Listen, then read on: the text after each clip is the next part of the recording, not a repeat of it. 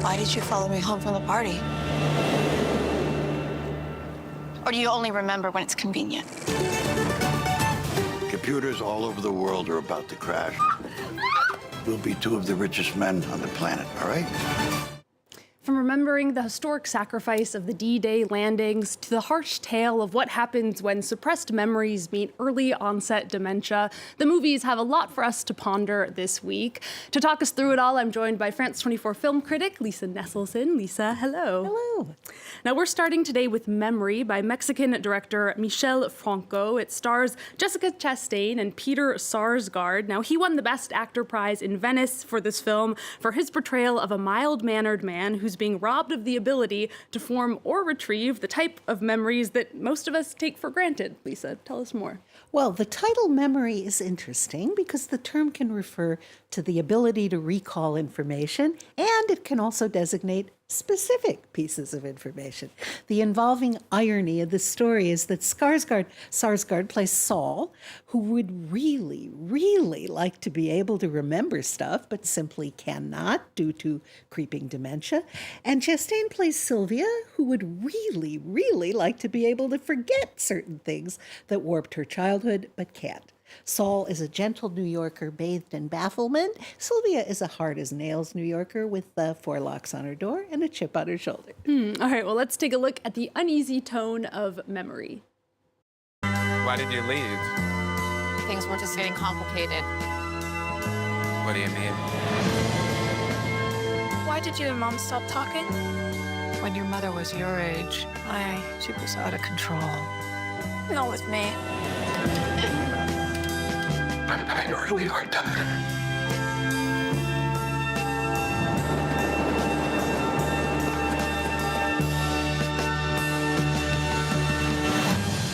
Hi, welcome back. The usual for you? Oh, yeah. What's the usual? I don't know.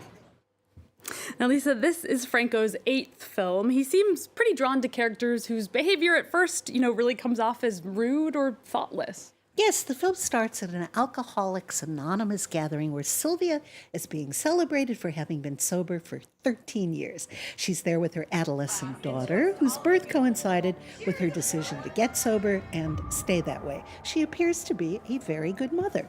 A semi-sinister man follows her home from a gathering of former attendees of the same high school. He falls asleep on the street outside her apartment in terrible weather.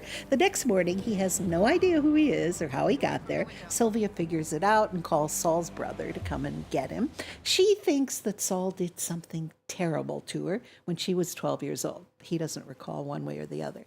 Turns out they both have defective memories. Should they join forces, such as they are, or avoid each other at all costs? In Franco's capable hands, he writes, directs, produces, and edits his own films. We see how trauma can reverberate through a lifetime, and how struggling to overcome it can be a life's work. The acting is top-notch. It does sound like a quality film, although a bit of a dark one. All right, next we're going to talk about a film that was met with protest when it was shown in Venice last September. That's Roman Polanski's Palace Hotel. Now, Polanski fled the U.S. in 1977 after he pled guilty to raping a 13-year-old. He's more recently been accused of multiple other cases of sexual assault dating to around that same time.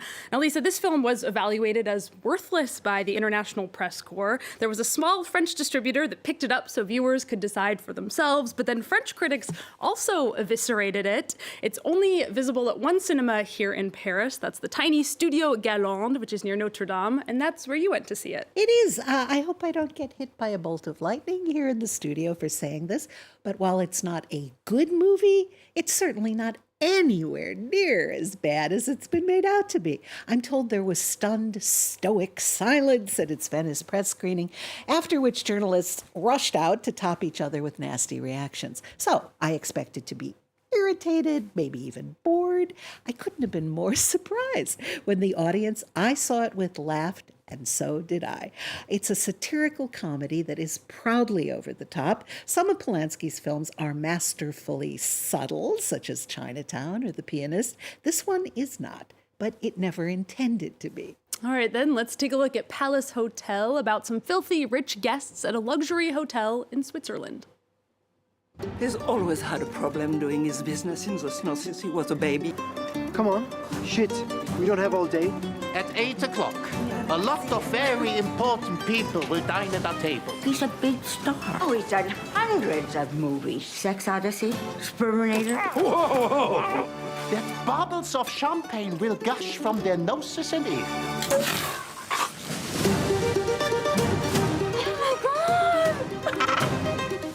Now, Lisa, some people say these characters are not just over the top, they're embarrassing caricatures. You, though, think that there's an important message wrapped up in all of that ostentatious revelry. Well, aside from the scatological Eastern European humor, which I usually don't like, it makes an incredibly important point. The entire film is set on December 31st, 1999, when everybody is concerned that the Y2K computer bug might create havoc worldwide. That seemed like a real possibility. And the reason we know that it was a big deal that everyone was aware of is that over 24 years ago, I bought this gag gift. It contains a beanbag bug, a millennium bug, get it, to put on your computer. So the millennium bug, the perfect computer pet. But the important point that I wanted to make is that the real danger, the one that definitely resonates this minute, is that December 31st was the day Boris Yeltsin decided to step down,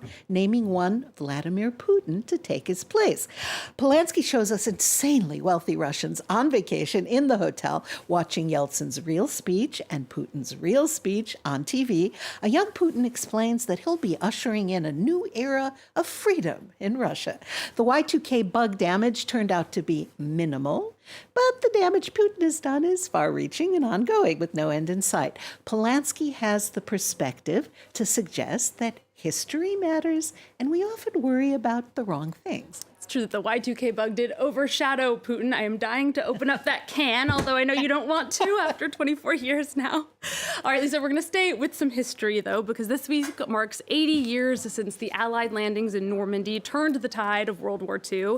There's a whole host of films, of course, that kind of set out to capture the sense of D-Day and its immediate aftermath. Which ones are your favorites? What do you recommend? Well, for star-studded, big-budget extravaganzas, The Longest Day is hard to beat. There's almost not enough room on the poster for all the prominent actors who wanted to be part of producer Darryl F. Zanuck's recreation of June 6th.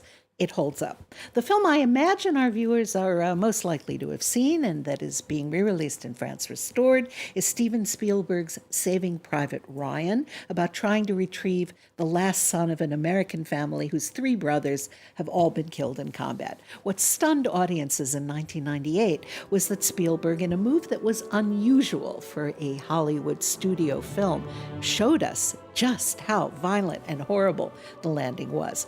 A movie I recommend is iconoclastic American director Sam Fuller's The Big Red One, about his own unit in the war. He had to wait until he was 68 years old to make this, in which Lee Marvin plays a crusty officer who saw action in World War I and is back in uniform for World War II. Mark Hamill of Star Wars fame is quite good in it.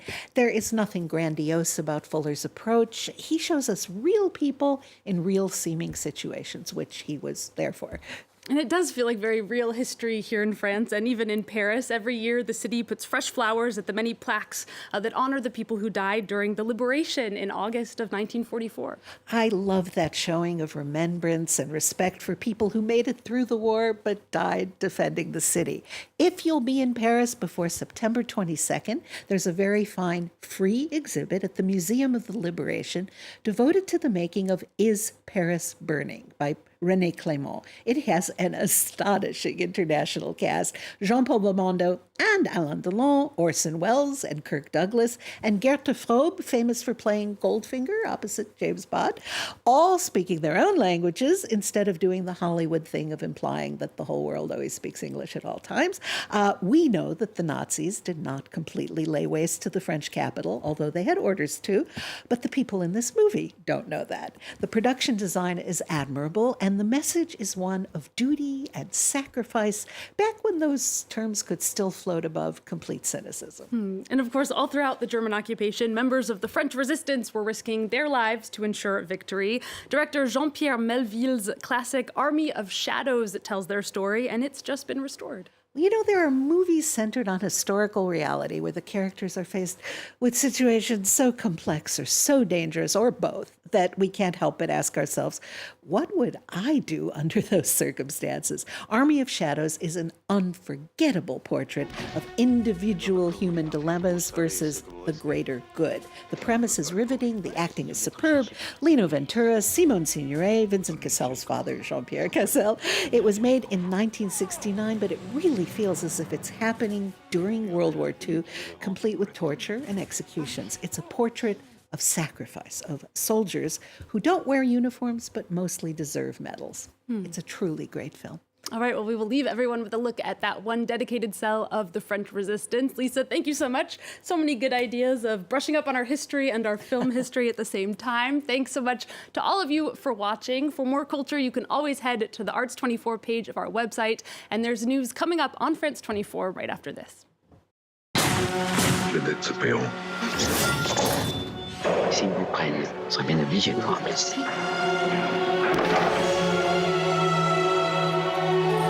Supposez que vous êtes obligé de livrer vos amis. Je suis sûr que mes camarades réussiront. Votre mari, il est au courant de vos activités? Absolument pas. Je vais mourir. Et si je n'y crois pas jusqu'au dernier instant, jusqu'à la plus fine limite, je ne mourrai jamais.